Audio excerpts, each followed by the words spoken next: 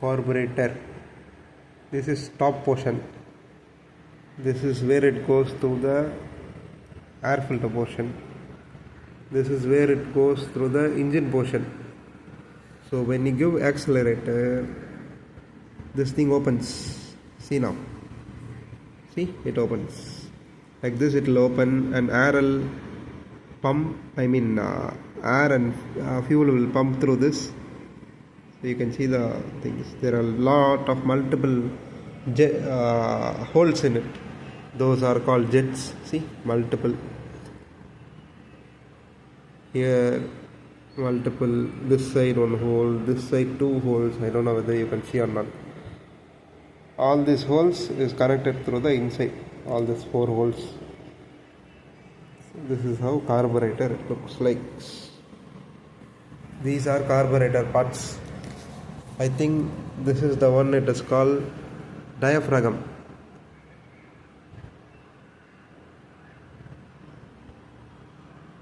This top rubber portion sits in the top over here with the spring.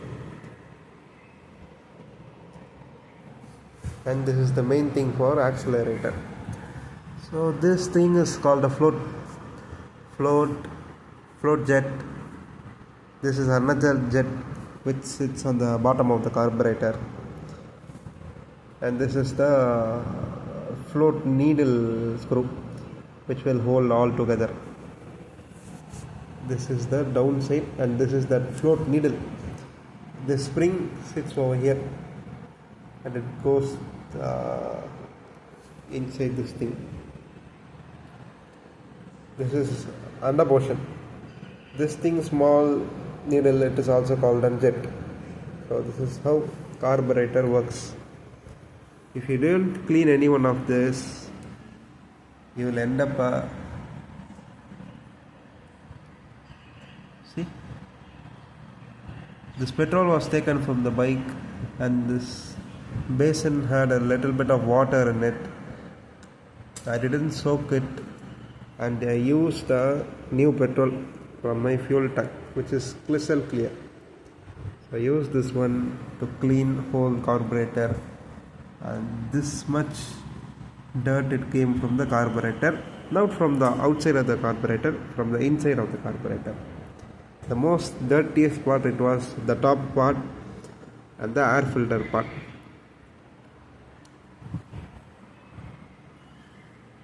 So make sure you clean your carburetor once in 10,000, or when your bike makes some wonderful things, you clean it, so you don't end up in mechanic shed for 5,000 or 10,000 cheating. This is the top portion where it sits. I'm going to assemble it now.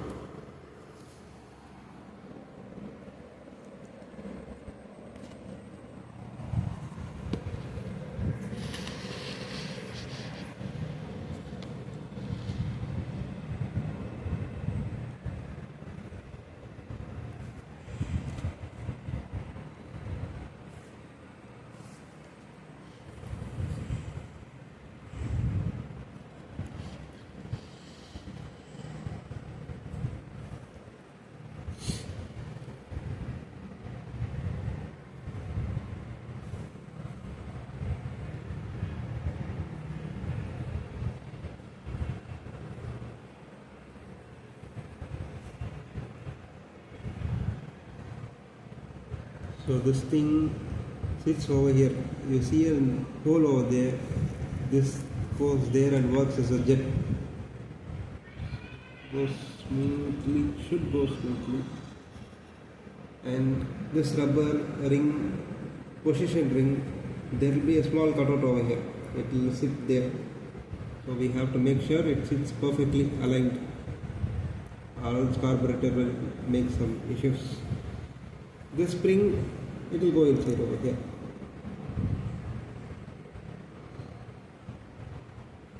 All together, this lid closes over here.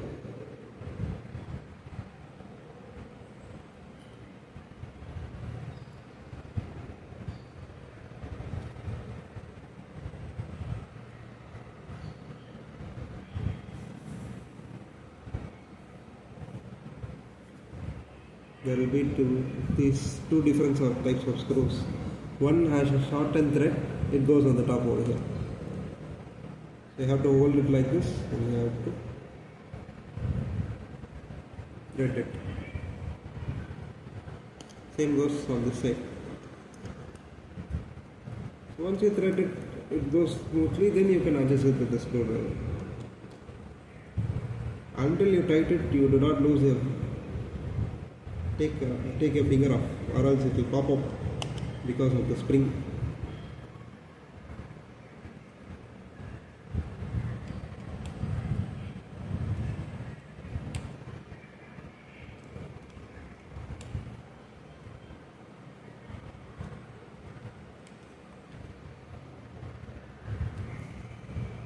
This is how top portion. This rubber portion, it should be aligned perfectly. Now going to the bottom side. So this jet sits over here. So it goes like this. You can see a pin or a needle over here, which came from the top of that magnet coil something. So this one has many holes. You make sure you clean it properly. You can align it over here. Always screw using the hand. After that you can tighten it using the screwdriver.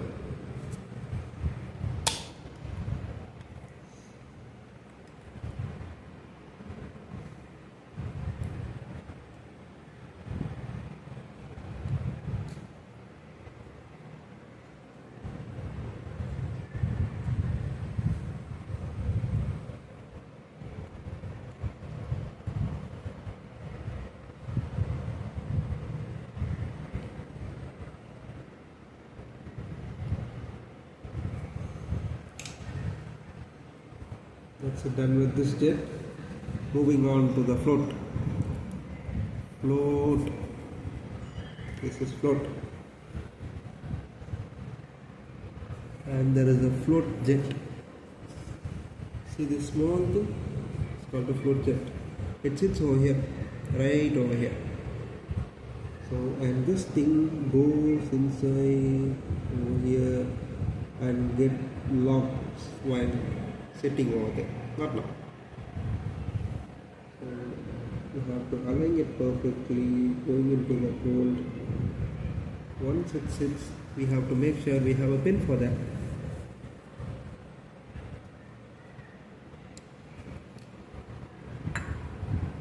So this pin slides over here. See? Sits like this. And it also has a small little bit of cushion to it because of the spring it has inside.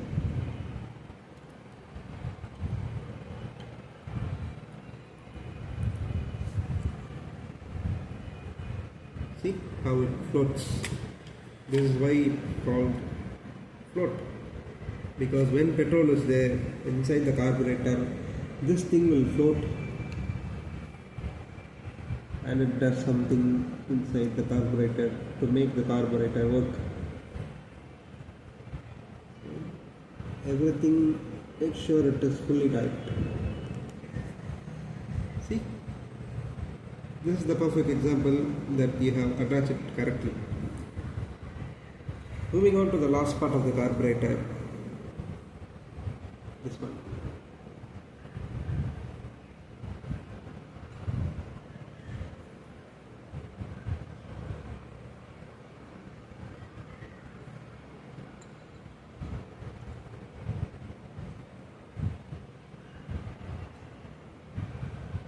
So this one doesn't go anything inside of these jets or something. You can just place it over here and it will sit perfectly. Once it sits perfectly, you can ensure while it is correct or not.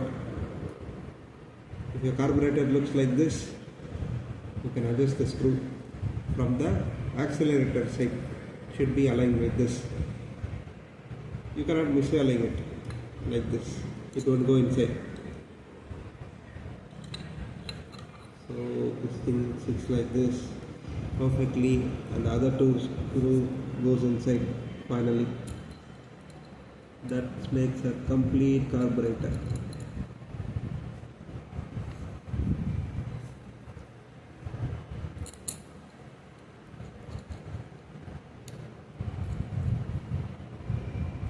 See, this one goes in smoothly, this one doesn't.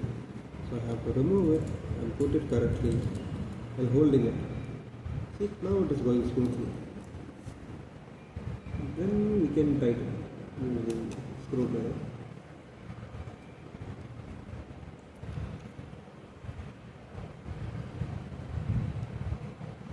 Make sure everything is perfectly tight, so there is no leakage or anything happening inside the carburetor. This thing is called a drain hose. It will be attached to over here. So whenever you need, if there is any dirt accumulated inside the carburetor, it will come to the float actually. First thing, it will come to the float. If it comes to the float, if there is any air inside the carburetor, you can lose this one. After fixing the carburetor, once you fix the fuel pipe, turn on the fuel and you can lose the screw. Once you lose the screw, don't lose it entirely, lose it so you can get the petrol out of it using the hose or something directly.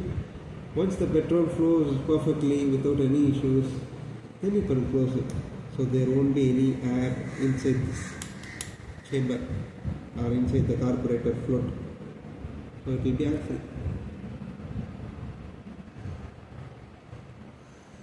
Just to show another overview, this is the top part.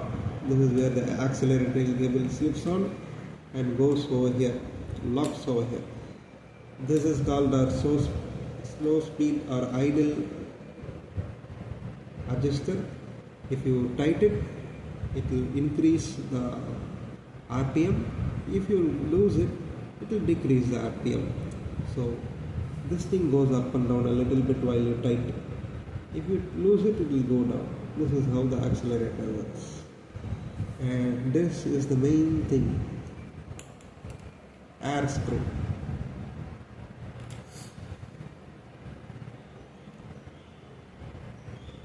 And this is, everyone knows, this is a choke. This is where the fuel goes. Right, now our carburetor is perfectly clean and perfectly fitted.